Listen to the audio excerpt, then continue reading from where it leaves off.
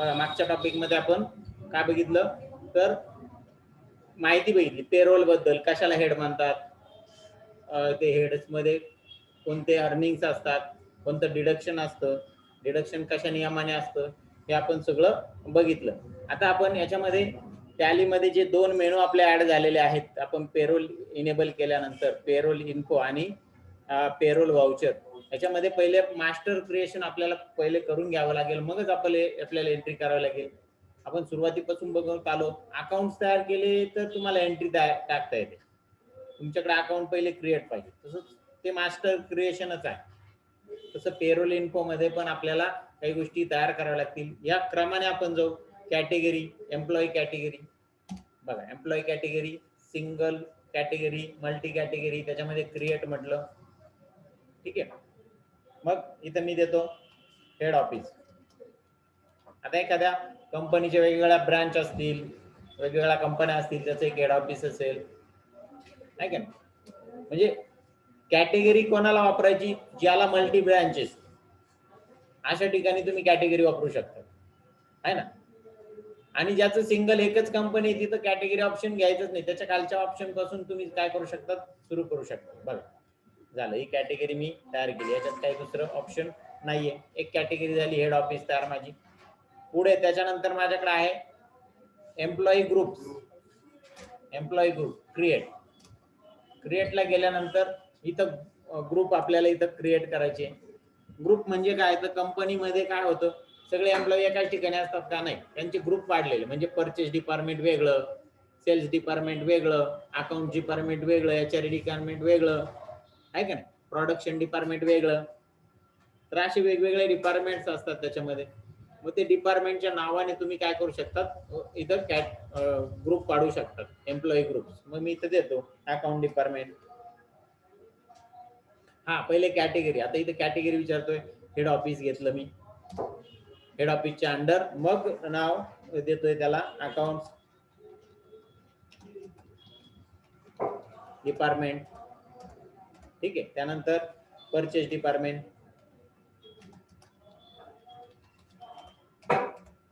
Cells department. तुम्ही पाहिजे तेवढे, म्हणजे कंपनीमध्ये जेवढे काही डिपार्टमेंट्स असतील, जेवढे ग्रुपिंग असेल, तेवढं तुम्ही हेड्स तयार करू शकता तिथं. झाला. याच्यात पण काही क्रिएशन मध्ये काही आहे का, फक्त तुम्ही याच्यामध्ये स्टेप बाय स्टेप जा, जसं तुमचं वरतून सुरू झालं त्या पद्धतीने एक एक क्रिएट करत जा. पहिले याच्यामध्ये तुम्ही कंपनीच्या मल्टी ब्रँच असेल तरच हा पर्याय वापरायचा, बरोबर. मल्टी ब्रँच नसेल तर डायरेक्ट तुम्ही एम्प्लॉई ग्रुप वापरू शकता. मग एम्प्लॉई ग्रुप कुठं तयार होईल, त्यांनी इथं जे आपल्याला विचारलंय कॅटेगरी, तिथं तुम्हाला इथं एक कॅटेगरी आलेली बघा, प्रायमरी कॉस्ट कॅटेगरी, ती घेऊन तुम्ही ग्रुप तयार करता येतील तुम्हाला, ठीक आहे. झालं. त्याच्यानंतर आता आपल्याला तयार करायचे एम्प्लॉय. कोण तयार करायचे, एम्प्लॉय. आता एम्प्लॉय आपल्याकडे कोणते घेतलेले ते मी प्रेझेंटेशन मध्ये बघतो.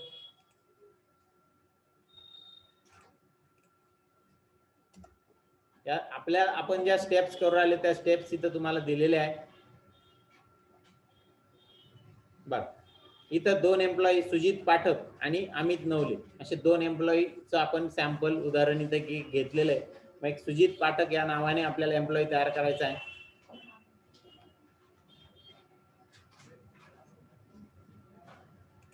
मी टॅलीमध्ये येतो, एम्प्लॉई क्रिएट सुजित पाठक, नंतर डिस्प्ले नेम इन रिपोर्ट्स, त्याच्यावर काय तेच नाव येणार, वेगळं काही येणार नाही. अंडर इथं प्रायमरी निवडलं. पुढे जॉईनिंग डेट तिथं विचारतोय तो, मग जॉईनिंग डेट जर काही जुनी असेल काही तर ती टाकायची. मी जी आहे ती 1 एप्रिल टाकतोय, मी याच्यात काही बदल करत नाही. डिफाईन सॅलरी डिटेल ते नंतर बघू आपण, पुढे ऑप्शन आहे आपल्याला सॅलरी डिटेल डिफाईन करायलाच लागतं आपल्याला. पुढची स्टेप एम्प्लॉई नंबर, त्याचा काही प्रत्येक कंपनीत एका एम्प्लॉईला नंबर दिलेला असतो, तो नंबर तिथं टाकायचा. डेजिग्नेशन, समजा मॅनेजर फंक्शन, मॅनेजमेंटचं फंक्शन आहे त्याच्याकडे, लोकेशन, कुठल्या लोकेशनला काम करतो तो, समजा सिन्नर. जेंडर मेल फिमेल जे असेल ते निवडायचं, बरोबर. त्याची जन्मतारीख, ब्लड ग्रुप जो असेल तो टाकायचा, फादर नेम, स्पॉज नेम आहे का. नंतर त्याचा address, phone number, email I D, त्याची पूर्ण पर्सनल माहिती आपल्याला याच्यामध्ये सेव्ह करून ठेवता येते. कधी तुम्हाला एखाद्या एम्प्लॉयचे डिटेल बघायचे तर तुम्ही टॅलीमध्ये जाऊन त्याचे बघू शकता, पण त्याच्यासाठी ती माहिती तुम्ही फिल केलेली पाहिजे, हा सगळ्यात महत्वाचा मुद्दा. बँकेची डिटेल, आता मॅक्झिमम कंपन्या बँकेत डायरेक्ट ऑनलाईन पेमेंट करतात, त्यामुळे बँकेचे डिटेल पण तुम्हाला लागणार आहे. यातून रिपोर्ट पण मिळतो ना. समजा पेमेंट्स केलं, काही रिपोर्ट जनरेट होईल, तो बँकेला फक्त पाठवून द्यायचा, या पद्धतीने आमच्या खात्यातून या खात्यात डेबिट करा, एक चेक लिहून दिला जातो तिथं टोटल अमाऊंटचा, बरोबर. इथं यस म्हटलं का तो बँकेची डिटेल मागतो आपल्याला, बरोबर. मग त्याच्या खात्यात कशा पद्धतीने पैसे जाणार आहे त्याचं ट्रान्झॅक्शन टाईप कर आपल्याला खाली विचारतो. आपल्याला सध्या यस म्हणायचं नाही, तिथं नोच ठेवतो मी.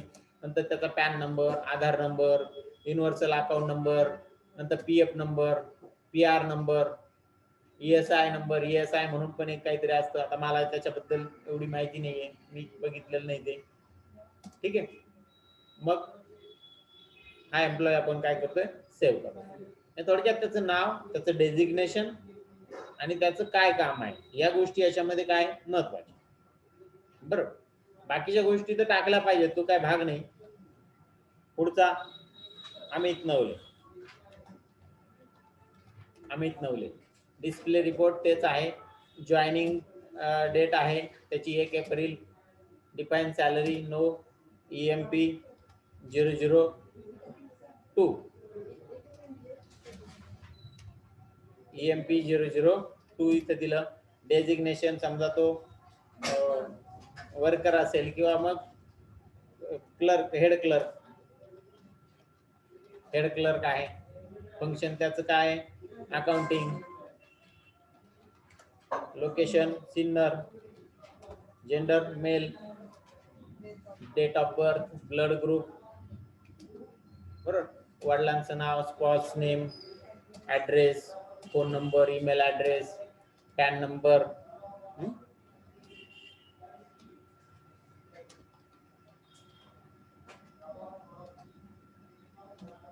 टाकला मी काहीतरी, नाही घेतलं तो.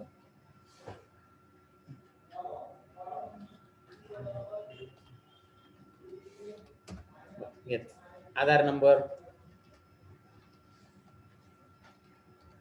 मी एक टाकून बघ, बरं. युनिव्हर्सल नंबर काहीतरी असेल तो टाकला. 12 डिजिट्स येतो नंबर, 12 डिजिट टाकावं लागेल. टाकला 12 डिजिट टाकला. पीएफ अकाउंट नंबर असेल काही तो टाकला. PRN नंबर टाकला काही, जर असेल तर तुमच्याकडे, तुम्ही ते ब्लँक पण सोडू शकतात. जा, आणि हा पण एम्प्लॉय काय केला, सेव्ह झालं. पुढची स्टेप पण आपली झाली, एम्प्लॉय क्रिएशन. याच्यातून बाहेर पडतो. त्याच्यानंतर पुढे एम्प्लॉई, नंतर युनिट्स, वर्क युनिट्स क्रिएट, बरं. मग त्याचे काम, वर्क युनिट्स काय असतील तुमच्या माहितीनुसार, बरोबर. हावर्स मध्ये मोजले जातात, हावर्स, बरोबर. त्याला उद्या समजा काय म्हणतात त्याला, ओव्हर टाइम द्यायचं झाला, तो कशात मोजला जाईल, हावर्स मध्ये मोजला जाईल. Hours. Number of decimal place मी इथं काही देत नाही, त्याला का देत नाही बघू. त्यानंतर हावर्स नंतर मिनिट्स, MIN मिनिट्स, त्याला पण डेसिमल प्लेस मी दिले नाही. Accept yes. आणि आता तिसरा एक मी तयार करतो, तो कंपाऊंडिंग करतो, जेणेकरून मला तो काय करतो, मी कंपाऊंडिंग तयार करतो. कंपाऊंडिंग मुळे काय होतं, आता समजा एखाद्याला 1.5 तास भरला आपण, तर त्याच्यामध्ये डेसिमल प्लेस दिलेले नाहीये, मग 1.5 तास कसं सांगायचं त्याला. आपण 1.5 सांगू शकत होतो जर डेसिमल प्लेस दिले असते तर. मग मी त्याच्या एक कंपाऊंड पण तयार करू शकतो. कंपाऊंड आपण मागच्या लेक्चर मध्ये शिकलेलोच आहोत. कंपाऊंड कसा तयार करायचा. कंपाऊंड तुम्हाला माहिती आहे आता हावर्स मध्ये किती मिनिट्स असतात? 60 मिनिट्स. बरोबर. म्हणजे कंपाऊंड तयार करण्याच्या अगोदर ज्या दोघांमध्ये तो कंपाऊंड तयार करायचा ते युनिट्स अगोदर तयार पाहिजे आणि ते रिलेटेड पाहिजे. नाही तर मग एक घेतला नंबर्स आणि एक घेतला लिटर, असं चालेल का? नाही चालणार. हा, लिटर मध्ये तुम्ही मिली लिटर घेऊ शकता, ग्राम मध्ये मिलीग्राम घेऊ शकता, असं जा. तर आपले हे युनिट्स तयार झाले. नंतर मग पुढचा महत्वाचा भाग आहे अटेंडन्स. प्रोडक्शन टाईप काय याच्यामध्ये? क्रिएट. याच्यामध्ये समजा तो त्याचा अटेंडन्स घ्यायचंय, तर मग एक पेड लिव्ह असतील, त्याच्या एक ऍबसेंट असेल, बरोबर. एक समजा काय म्हणतो आपण त्याला, ओव्हर टाइम असेल, तर हे तुम्हाला पहिले तिथं तयार करावं लागेल. मग आपण ऍबसेंट तयार करू. पहिले ऍबसेंट अंडर प्रायमरी. इथं प्रकार दिले त्यांनी. Attendance leave with pay. Absent म्हटलं विथ पे येईल का? नाही. अटेंडन्स लिव्ह विदाउट पे, हे काय? Without pay. नंतर पेड लिव्ह.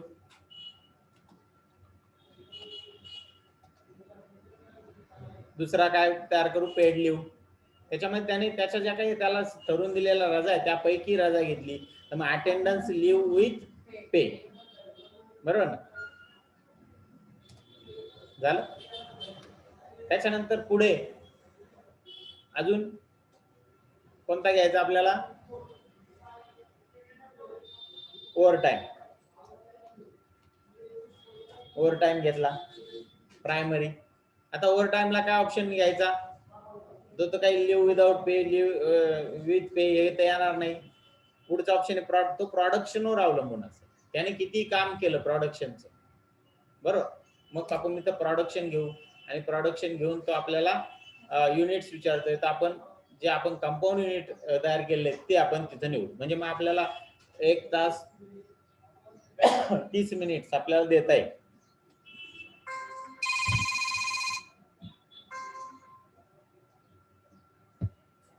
झालं. ऍक्सेप्ट येस म्हटलं, झालं. आपले आता 3 अटेंडन्सचे ऑप्शन्स काय झाले? तयार झाले. झालं. इथपर्यंत आलो आपण. पुढे पे हेड्स. आपण जे पे हेड्स बघितले आता, ते तुम्हाला मी जे काही एक्सप्लेन केले, ते पे हेड्स आपल्याला इथं पहिले तयार करायचे. मग करू आपण पे हेड्स क्रिएट. पहिला महत्वाचा बेसिक सॅलरी, त्याची सॅलरी किती?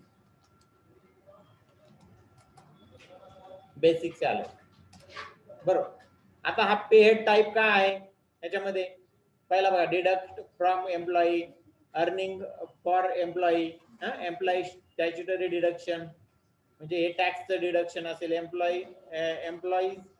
एम्प्लॉयर स्टॅच्युटरी डिडक्शन हे एम्प्लॉयरचं असतं. मी जे तुम्हाला सांगितलं पीएफ दोघांना भरावा लागतो. मग तो तुम्हाला जर सॅलरी स्लिप मध्ये मेन्शन करायचा असेल एम्प्लॉयरचा सुद्धा, तर तुम्ही हा पर्याय घेऊ शकता. पीएफ एम्प्लॉई आणि पीएफ एम्प्लॉयर असं तुम्ही त्याला हेड देऊ शकता, बरोबर. आपल्याला काही गरज नाही, एम्प्लॉयर काय करणार, त्याचं भरून टाकणार आहे. आपल्याला सॅलरी स्लिप मध्ये घेण्याची गरज नाही. एम्प्लॉयर हे डिडक्शन. त्याच्यानंतर मग ग्रॅज्युइटी असते, काही लोन्स अँड ऍडव्हान्सेस आहे बघा, त्याचं लोन असेल कंपनीकडून घेतलेलं असेल किंवा डायरेक्ट हप्ता बँकेत पेड करायचा असेल तर हा ऑप्शन घेऊ शकतात. रिएम्बर्समेंट टू एम्प्लॉई, असे वेगवेगळे हेड आहे. पण हा बेसिक सॅलरी काय आहे? तर अर्निंग फॉर एम्प्लॉई, हे एम्प्लॉईची काय आहे? अर्निंग आहे. त्यानंतर हा जो इन्कम कसा आहे? फिक्स आहे, व्हेरिएबल नाही, बदलता राहणार आहे का? नाही. सॅलरी ठरवून दिली 15,000 तर 15,000 राहणार ना. आता अंडर ग्रुप कोणाच्या अंडर घ्यायचं? जसं आपण अकाउंट तयार करतो, हे अकाउंटच तयार होणार आहे, फक्त हे वेगळ्या मेथडने तयार होणार, बरोबर आहे का? मग हा इनडायरेक्ट एक्सपेन्सेस आपला, म्हणून इनडायरेक्ट एक्सपेन्सेस ग्रुप घेतला. Affect net salary, net salary मध्ये अफेक्ट करायचा का? यस करायचा, हा करायचा, बरोबर.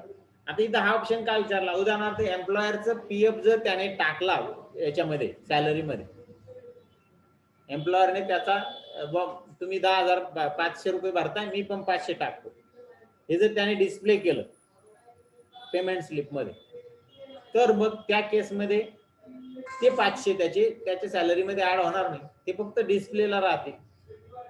अशा काही अमाऊंट असतात, म्हणून तिथं तो येस नो आलेला आहे. Name to display pay slip basic salaries म्हणा, use calendar calculate of gratuity no.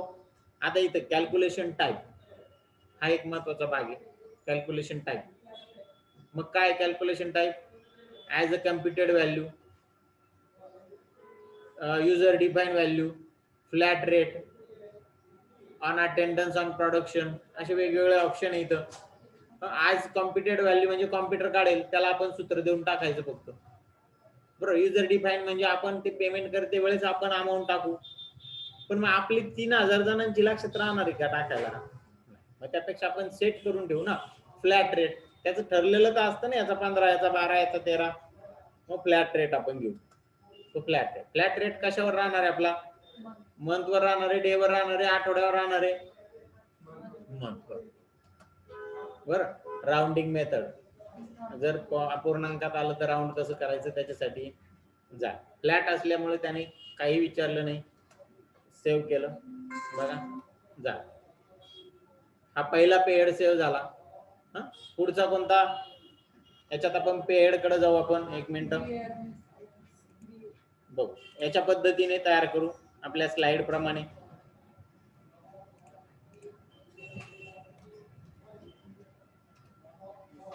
बघा बेसिक सॅलरी झाले. आता HRA करू, हाऊस रेंट अलाउन्स. HRA हा पण अर्निंग्स आहे त्याचा, ती पण फिक्स असते, फिक्स आहे. अंडर इनडायरेक्ट एक्सपेन्सेस, जे काही त्याचा अर्निंग आहे ते आपला खर्च असणार. इनडायरेक्ट एक्सपेन्सेस त्याचं डिडक्शन आपलं लायबिलिटी असणार, हे लक्षात ठेवायचं. त्याचं डिडक्शन करतो म्हणजे आपण त्याचं काढून घेतोय असं नाही, ते डिडक्ट करून कोणाला तरी द्यायचे, बरं. नंतर नेम डिस्प्ले तेच असेल. कॅल्क्युलेशन टाईप, आता हा कॉम्प्युटेड व्हॅल्यूवर बघ. कॉम्प्युटेड व्हॅल्यू कसं आहे ते इथं म्हटलेलं आहे, घरभाडे भत्ता 5 ते 70% पर्यंत असतो कोणाच्या? बेसिक सॅलरी, ठीक आहे. मग as computed value, computed value म्हटलं का इकडं लगेच एक आपल्याला ऍडिशनल डायलॉग बॉक्स येऊन गेला. त्याच्यामध्ये आता तो कॉम्प्युटेशन करायचं आपल्याला on current earning total. Earning total वर आपल्याला हा कॅल्क्युलेट होणार आहे, बरोबर. मग कसा? 1 एप्रिल पासून अमाऊंट अप टू, बघा इथला नियम जो आहे, इथं काय नाही, आपण इथं सांगू का अमाऊंट अप टू 7,000. पर्सेंटेज मध्ये किती पर्सेंट द्यायचं? 5% देऊ. 7,000 ते 12,000 6% देऊ. 12,000च्या पुढे, 12,000 ते पुढचा काहीच स्लॅब नाही, 12,000च्या पुढे. मी इथे एंटर देऊन पुढे गेलो का तो काहीच अमाऊंट घेणार. 12,000च्या पुढे असं होईल, ग्रेटर दॅन 12,000. 12,000च्या पुढे 7%, ठीक आहे. आपल्याला मिनिमम किती द्यायचं आहे? 5. मग 5 पासून आपण सुरुवात केला, ठीक आहे. सेव्ह झालं. मग आता ही व्हॅल्यू, HRA ची व्हॅल्यू, त्या एम्प्लॉईचं पेमेंट काय त्याच्यावरून कॉम्प्युटर काढणार. तुम्हाला काढत बसण्याची गरज आहे का? नाही, आपण त्याला फॉर्म्युला इथं देऊन टाक, तो बघेल. ज्याचं 7,000च्या आत आहे त्याला 5% देईल, ज्याचं 7 ते 10 आहे त्याला 6%, तिथून पुढच्याला 7%. पुढचा कोणता हेड आहे? HRA नंतर DA, डिअरनेस अलाउन्स, महागाई भत्ता. हा 100% पेक्षा जास्त असू शकतो, याला काही नियम नाही, महागाईवर अवलंबून असतो तो. मग आपण DA इथं देऊ.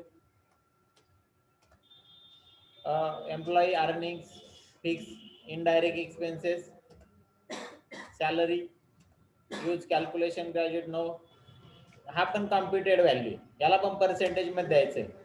आलं कम्प्युटेशनचा इकडे चार्ट आला, त्याच्यामध्ये 7,000च्या वर असेल पगार तर पर्सेंटेज मध्ये त्याला 70%, बरं. 7,000 ते 10,000 असेल तर पर्सेंटेज मध्ये त्याला 80%, आणि 10,000च्या वरती असेल तर 100% किंवा 104% देऊ, बरं. झालं, सेव्ह झालं. आता हे आपण इथं जे नियम लावतोय हे काय आपले स्वतःचे नियम, तुम्हाला तिथं काम करावं लागणार आहे एखाद्या कंपनीत, तर ते नियमानुसार तुम्हाला चार्ट दिला जाईल का HRA कसा कॅल्क्युलेट करायचा, DA कसा कॅल्क्युलेट करायचा, तर चार्ट तुमच्याकडे असेल. ठीक आहे, झालं हे पण. पुढचं आपल्याला हेड तयार करायचा TA, ट्रॅव्हलिंग अलाउन्सेस. याला कन्व्हिनियन्स अलाउन्सेस असं पण म्हणतात. बरोबर, त्याचं दुसरं नाव कन्व्हिनियन्स अलाउन्स पण असतं. काही पेमेंट स्लिप मध्ये तसं पण येतं. तुमच्या वर्कबुक मध्ये कन्व्हिनियन्स अलाउन्सच घेतलेले, पण मी सोपं करायचं म्हणून TA, ट्रॅव्हलिंग अलाउन्स, शॉर्टकट मध्ये आपलं घेतलेलं. बघा, TA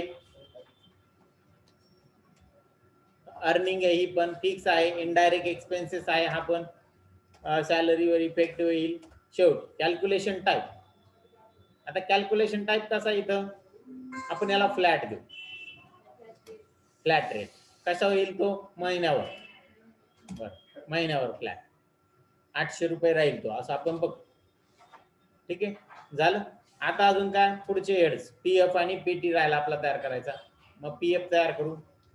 PF तो डिडक्शन आहे बघा, deduction from employee.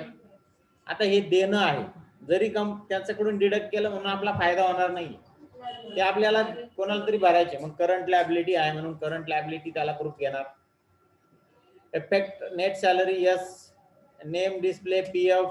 Calculation type, याचं पण कॅल्क्युलेशन टाईप आपल्याला कॉम्प्युटरने काढायला पाहिजे. राउंडिंग मेथड नॉट ऍप्लिकेबल 1 तारखेपासून. बरोबर, आता इथं आपल्याला नियम माहिती आहे. किती नियम आहे इथं म्हटलेलं आहे की 15,000 पेक्षा जास्त असेल तर 12% 15च्या वर असेल तर 1800 रुपये. मग आपण 15,000 अप टू 15,000 पर्सेंटेज मध्ये 12%, आणि 15,000च्या वर फ्लॅट व्हॅल्यू डायरेक्ट 1800 रुपये. तिथं काही कॅल्क्युलेशन राहणार नाही. 15,000च्या वर तो 1 लाख असेल तर त्याचा 1800 कट करायचं. ठीक आहे, झालं. हे पण आपलं सेव्ह झालं, हे पण हेड सेव्ह झालं. पुढचं हेड काय आपलं PT, professional tax. PT professional tax, तो पण डिडक्शन आहे म्हणून डिडक्शन घेतलं. ती करंट लायबिलिटी आहे, देणं असणार आहे आपलं, कट केल्यानंतर कोणाला गव्हर्नमेंटला पेमेंट करणं असेल. कॅल्क्युलेशन टाईप, तो पण कॉम्प्युटेड व्हॅल्यूज असेल. नंतर मग इथं नॉट ऍप्लिकेबल, करंट टोटल. आता कॉम्प्युटेड व्हॅल्यू इथं कसं आहे बघा, काय इथं PT 7,000 पेक्षा कमी PT 0, बरोबर. अप टू 7,500 व्हॅल्यू, त्याची व्हॅल्यू घेणार 0. 7,000 ते 10,000 पर्सेंटेज नाही, व्हॅल्यू मध्येच आहे. किती, 175. बरोबर, 10,000 पेक्षा जास्त 200 रुपये. 10,000 पेक्षा जास्त व्हॅल्यू मध्येच येणार 200. ठीक आहे, हे पण आपण सेव्ह केलं. अजून एक आपलं ओव्हर टाइमचं तयार करून घेऊ.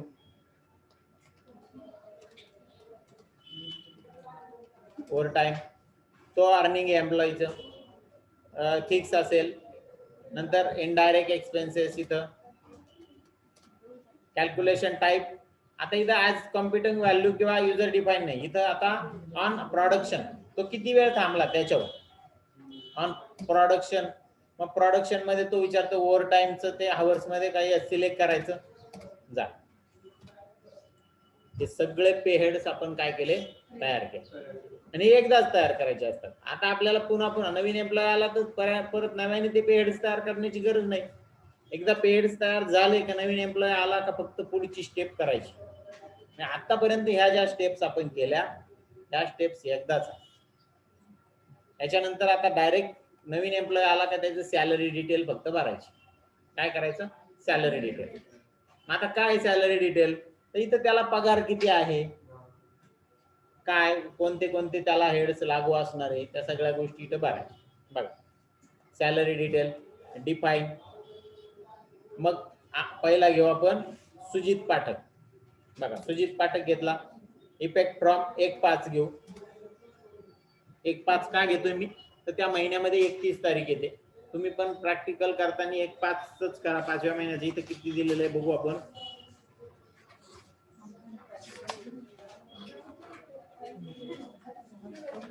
प्रॅक्टिकलच नाही आहे का,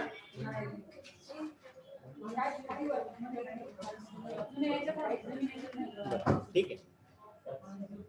बघा आता याच्यामध्ये पहिलं काय हेड येईल, बेसिक सॅलरी. आता याची सॅलरी किती, सुजित पाठकची सॅलरी किती, समजा आपण याची घेऊ 20,000. सुजित पाठक 20,000. मग पुढे डीए येईल. नंतर डीए कम्प्युटेड आहे त्याच्यामुळे मला त्याने अमाऊंट विचारली का, तिथं नाही विचारली, त्याने डायरेक्ट पुढचा ऍड विचारला. एचआरए तो पण कॉम्प्युटेड आहे, तो आपोआप कॉम्प्युटर काढणार आहे. हे बघा इथं पुढे ऑप्शन येतो बघा, आहे का, computed value on current total वगैरे त्या गोष्टी.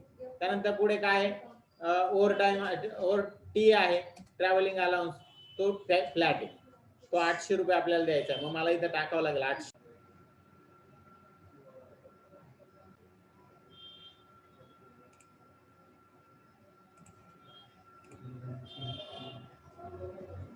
बघा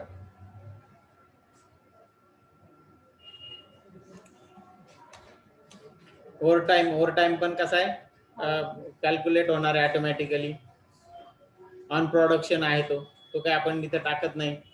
हा, पण मग त्याचा रेट आपल्याला पर आवरचा रेट इथं टाकावा लागेल. याला किती रेट, प्रत्येक एम्प्लॉईला वेगवेगळा, त्याच्या पोस्टनुसार वेगळा असेल ना. आता हा मॅनेजर आहे, त्याला 150 देऊ, 150 पर आवर. त्यानंतर पीएफ घेतला आणि नंतर पीटी घेतली. थोडक्यात त्याची सॅलरी स्लिपच तुम्ही इथं काय केली, तयार केली. फक्त आता अमाऊंट नाही आला. अमाऊंट कोण काढेल, कॉम्प्युटर टॅली काढेल. याचं झालं. पुढे परत आपण दुसरा एम्प्लॉय घेऊ, अमित नवले, तो घेतला. त्याला 1/5 पासून इफेक्ट देतोय आपण. पेड बेसिक सॅलरी किती, याला बेसिक सॅलरी समजा याला आहे 9,000. त्यानंतर त्याचा डीए ऑटोमॅटिक कॅल्क्युलेट होणार, एचआरए ऑटोमॅटिक कॅल्क्युलेट होणार, टीए 800 रुपये देणार आपण त्याला. नंतर ओव्हर टाइम त्याचा 120 रुपये पर आवर रेट घेतला. पीएफ आणि पीटी हे पण हेड्स काय झाले, सेव्ह झाले. झालं सेव्ह. आता हे आपण सगळे एम्प्लॉय आपले सम, प्रत्येक एम्प्लॉयर म्हणजे नवीन जॉईनिंग झाली का फक्त आता एवढंच काम काय, तर त्याचं आपल्याला सॅलरी डिटेल भरायची. कारण की वरचं हे मास्टर क्रिएशन. हा, एखादा पेड वाढला तर तेवढा पेड नव्याने तयार करून घ्यायचा. काही पेड मध्ये रूल्स मध्ये बदल झाला तर त्या पेड मध्ये जाऊन ते बदल करून घ्यायचे. उदाहरणार्थ एचआरएचा रेट बदलला तर तुम्ही काय करणार, एचआरएच्या पेड मध्ये जाणार आणि तो रेट बदलून टाकणार. तिथून पुढे तो लागू होईल त्या महिन्यापासून पुढे. ठीक आहे. त्याच्यानंतर हे सगळं झाल्यानंतर आता व्हाउचर टाईप नाही, याच्यामध्ये आपल्याला जायचंय इन्व्हेंटरी व्हाउचर कडे. आपल्याला व्हाउचर एंट्री करायची. आता बघा व्हाउचर एंट्री, आपल्याला ही एक एंट्री तुम्हाला दिलेली आहे. Paid basic salary for employee Sujit Pathak 20,000 आणि अमित नवले 12,000. आता इथं 20 आणि 12 दिलेलं आहे, मी तिथं काय केलंय 9,000 टाकलेलं आहे. मला ते चेंज करून घ्यावं लागेल पहिले. पेरोल इन्फो, पेड्स, अल्टर, पेड्स नाही, पेरोल मध्ये सॅलरी डिटेल, सॅलरी डिटेल मध्ये डिफाईन अमित नवलेची सॅलरी आपल्याला 12,000 टाकायची. 1,20,000 झाली, 12,000. बघा सॅलरी मध्ये जरी बदल झाला तरी तुम्ही त्यामध्ये बदल करून घेऊ शकता. त्या एम्प्लॉईच्या सॅलरी डिटेल मध्ये जाऊन डिफाईन करून घ्यायचं. बरोबर. पगार पण वाढतो ना, पगार वाढल्यानंतर तुम्ही त्यात बदल करून मग पगार करू शकतात. ठीक आहे, झालं. पुढे आपण जाऊ पेरोल व्हाउचर कडे. पेरोल व्हाउचर सिलेक्ट केल्यानंतर काय करायचं, सिलेक्ट पेरोल व्हाउचर ही एंट्री करण्यासाठी पुढे press control F5, select attendance voucher. इथं आपल्याला शॉर्टकट जरी दिलेला असला तरी या स्क्रीनवर तुम्हाला कंट्रोल F5 अटेंडन्स व्हाउचर तुम्ही माऊसने पण सिलेक्ट करू शकतात, किंवा कीबोर्ड शॉर्टकट काय त्याला कंट्रोल F5. डबल अंडरलाईन म्हणजे कंट्रोल, सिंगल अंडरलाईन म्हणजे अल्टर. केलं सिलेक्ट. मग पहिला घेतला अमित नवले, पहिले त्याची अटेंडन्स टाकायची. आपण अमित नवलेची अटेंडन्स टाकायची. मग काय अटेंडन्स टाकायची ती पण आपल्याला इथं दिली बघा, इथं आपल्याला दिलेली. सुजित पाठक ऍबसेंट आहे, अमित नवले पेड लिव्ह एक ह्या महिन्याची 1 तारखेची, पण मग ती आता आपल्याला तारीख निवडून टाकावं लागेल. पहिले तारीख काय ते बघू. पहिले तारीख घेऊ आपण F2 तारीख घेऊ 31/5, कारण की 5व्या महिन्याची आपण सॅलरी का कितव्या 5व्या महिन्याची मे महिन्याची. मग 31/5 ला आपण त्याची ऍबसेंट टाकू. अमित नवले ने पहिला कोणी सुजित पाठक 5 दिवस ऍबसेंट. सुजित पाठक ऍबसेंट किती 5 दिवस. त्याच्यानंतर अमित नवले पेड लिव्ह 1 दिवस. अमित नवले पेड लिव्हला किती दिवस आहे 1 दिवस. त्याच्यानंतर काय आहे सुजित पाठक पेड लिव्ह 5 दिवस. सुजित पाठक पुन्हा त्याने 5 दिवसाच्या पेड लिव्ह घेतलेला आहे. मग पेड लिव्ह किती दिवस 5 दिवस. त्यानंतर कोण आहे अमित नवले ओव्हर टाइम आहे 25 तास. अमित नवले ओव्हर टाइम 25 तास 25 आवर्स. अशा पद्धतीने आपण अटेंडन्स भरली. सगळ्या एम्प्लॉईची अटेंडन्स भरायची आणि अटेंडन्स भरून झाल्यानंतर हे सेव्ह केलं. म्हणजे पहिले अटेंडन्स व्हाउचर पेमेंट करण्याच्या अगोदर. ठीक आहे. अटेंडन्स झाल्यानंतर अटेंडन्स कशी भरायची त्याची स्क्रीनशॉट आपल्याला दिलेला आहे. त्याच्यानंतर आपल्याकडे तिसरी स्टेप्स आहे control F4 select payroll voucher. कोणतं व्हाउचर घ्यायचं पेरोल. बघा या पद्धतीने पेरोल व्हाउचर तुमच्या समोर येईल आणि त्याच्यामध्ये तुम्हाला कोणत्या महिन्याचं पेमेंट करताय काय करताय सॅलरी तर ते आपल्याला इथं द्यायचं. बघू आपण जाऊ कंट्रोल F4 या बा इथं आपल्याला कीबोर्ड शॉर्टकट सांगितली कंट्रोल F4. पण इथं आपण माऊसने पण सिलेक्शन करू शकतो. केलं सिलेक्शन. सिलेक्शन केल्यानंतर तो जो डाटा आहे तो ऑटोमॅटिकली आला पाहिजे ऑटो फिल झाला पाहिजे. त्याच्यासाठी अल्टर ए ऑप्शन आहे. काय ऑप्शन वापरायचा आहे अल्टर ए. बघा अल्टर ए पेरोल ऑटो फिल. त्याला शॉर्टकट काय पेरोल ऑटो फिल ला अल्टर ए केलं मी. इथं क्लिक केल्यानंतर इथं सॅलरी निवडायचं. कधी पासून 1/5 ते 31/5. नंतर इथं एम्प्लॉई कॅटेगरी हेड ऑफिस. मग सगळे एम्प्लॉई घ्यायचे ऑल आयटम्स घ्यायचे तर सगळे किंवा मग एक एक घेऊ शकतो आपण. सगळे डिपार्टमेंट घेऊ all items. Employee name wise त्याचं सॉर्टिंग झालं पाहिजे. आणि पेमेंट कसं करणार आहे UTI बँकेत. आणि यूज मोड ऑफ पेमेंटचा मोड जर आपल्याला सिलेक्ट करायचा NEFT करतोय चेक करतोय का कसं करतोय तर यस म्हणायचं आणि तो निवडायचा. मी काही म्हणत नाहीये.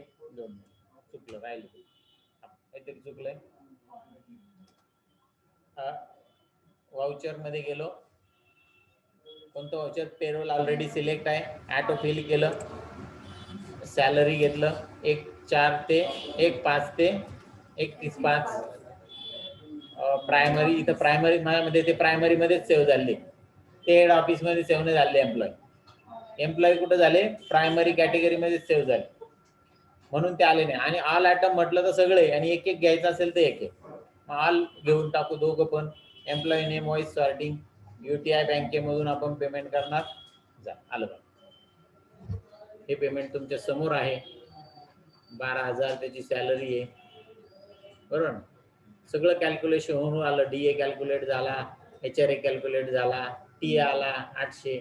आता याला ओव्हर टाइम नाही आहे सुजित पाठकला बघा कारण त्याचा ओव्हर टाइम नव्हता. बरोबर. PF आला 1800. त्याच्यानंतर PF नंतर PT आला 200 रुपये आहे ना. तसं याचा ओव्हर टाइम होता तर 3,000 रुपये ओव्हर टाइमचे ऍड झालेले. आणि मग डायरेक्टली नॅरेशन एंट्री तुमच्याकडे आला. पे पिरियड 1 मे 7 ते 31 मे 7. आणि मग चेक नंबरने पेमेंट करत आलं तिथं पुढे चेक नंबर टाकून द्यायचा.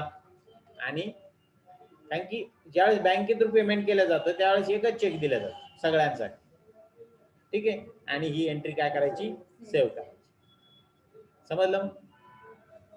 म्हणजे या सगळ्या स्टेप्स मधून आपल्याला पहिले जायचं आहे आणि मग ती एंट्री काय होणार सेव्ह होणार. बघा या स्टेप्स आपल्याला इथं दिलेल्या याच्यामध्ये ऑटो फिलच्या स्टेप्स आपल्याला इथं दिलेल्या आहे आणि या पद्धतीने आपलं पेमेंटची एंट्री देणार. बरं, ठीक आहे. बघू आता बॅलन्स शीटवर काय इफेक्ट होतो त्याचा, हे बघू आपण. त्याचं बॅलन्स शीट बघून घेऊ. बाहेर पडतो बॅलन्स शीट, अल्ट्रा F1. बघा इथं या ठिकाणी तुमचे करंट लायबिलिटीज मध्ये पीएफ आणि पीटी आहे. तुम्ही जे एम्प्लॉईचं कटिंग केलेलं आहे ते इथं आलं. हे तुम्हाला नंतर पेमेंट गव्हर्नमेंटला करावं लागणार आहे. ठीक आहे. त्यानंतर प्रॉफिट अँड लॉसला काय फरक पडला, बघा प्रॉफिट अँड लॉस मध्ये इथं इनडायरेक्ट एक्सपेन्सेस मध्ये DA, basic salary, HRA, over time, travelling expenses हे सगळं ऍड झालेलं आहे. बरं, आणि इकडं ते लायबिलिटी तर आपण बघितलेलीच आहे. हे सगळा खर्च इथं काय झाला, ऑटोमॅटिक ऍड झाला. आपण जी F5 पेमेंट व्हाउचरने पेमेंटची एंट्री करत होतो ती एंट्री आता आपल्याला कोणत्या व्हाउचरने करायची आहे, तर पेरोल व्हाउचर. बरं, आणि त्या पेरोल व्हाउचर एंट्री करण्याच्या अगोदर आपल्याला सगळे जे काही मास्टर क्रिएशन आहे ते इथून तयार करून घ्यायचे. आता हे पहिले 2 तयार केले नाही तरी चालते. जसं आपण स्टॉक आयटमच्या वेळेस आपण ग्रुप तयार केला नाही, ग्रुप सोडून दिला, डायरेक्ट स्टॉक आयटम तयार केला. बरं, पण ते तसं केलं तर मोठे ज्यावेळेस एम्प्लॉई असतील, मोठी संख्या असेल, त्यावेळेस कमीत कमी ग्रुप तरी तयार करावा. परचेस डिपार्टमेंट, सेल्स डिपार्टमेंट एवढं तरी तयार करावं. ठीक आहे. मग एम्प्लॉई तयार करायचे, युनिट्स तयार करायचे, अटेंडन्स त्याचं ॲबसेंट काय काय त्याच्यात ऍड होईल ते तयार करायचं, पे हेड्स तयार करायचे, आणि मग शेवटी सॅलरी डिटेल आपण टाकणार. प्रत्येक एम्प्लॉईची सॅलरी डिटेल आपल्याला सेव्ह करावी लागणार आणि मग आपण त्यांचं पेमेंट करू शकतो. ठीक आहे. ते अशा पद्धतीने याची तुम्ही प्रॅक्टिस करा. पेरोल छोटासा टॉपिक होता पण महत्वाचा आहे. छोटासा नाही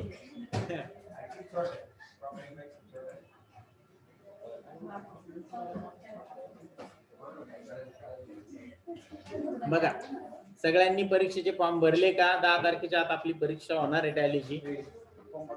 त्याच्यामुळे फॉर्म भरून द्या. फॉर्म पाठवायचे शनिवारी, आपल्याला फॉर्म पाठवायचे स्कॅन करून.